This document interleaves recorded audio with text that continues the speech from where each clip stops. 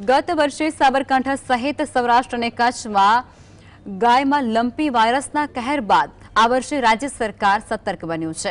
આ સાથે જ સાબરકાંઠાની સાબર ડેરીએ દૂધાળા પશુઓને વાયરસજન્ય રોગ સામે લંપી વાયરસનું રસીકરણ શરૂ કરી નાખ્યું છે। સાબર ડેરીએ વાયરસજન્ય રોગ સામે 2 લાખથી વધુ ગાયોને લંપી વાયરસની રસી આપી સુરક્ષિત કરી છે।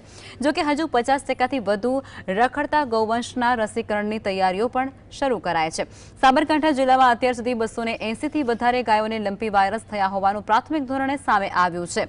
જોકે સાબર ડેરી સહિત વહીવટીતંત્ર દ્વારા 2 લાખથી વધારે પશુઓની અત્યારથી જ લંપી વાયરસ રોગ સામે રસીકરણ થઈ ચૂક્યું છે।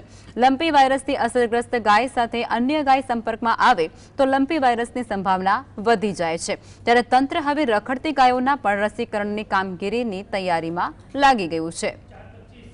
તે લંપી વાયરસમાં ગાયોને ઘણી ઇફેક્ટ થતી હોય છે અને ગાયો મૃત્યુ બી પામે છે આ લંપી વાયરસની અંદર। તો જે ઘર માલિકની ગાયો છે એ બધી ઘરે રાખ અને એમને ટ્રીટમેન્ટ કરાવે અને એ ઘર માલિકની ગાયો છે એ અત્યારે બજારમાં ના છોડે તેવી વિનંતી છે। અને સરકારશ્રી બી વિનંતી છે કે લંપી વાયરસની વેક્સિન આપવામાં આવે જેથી કરીને આગળ બીજી ગાયોની ઇફેક્ટ ના થાય।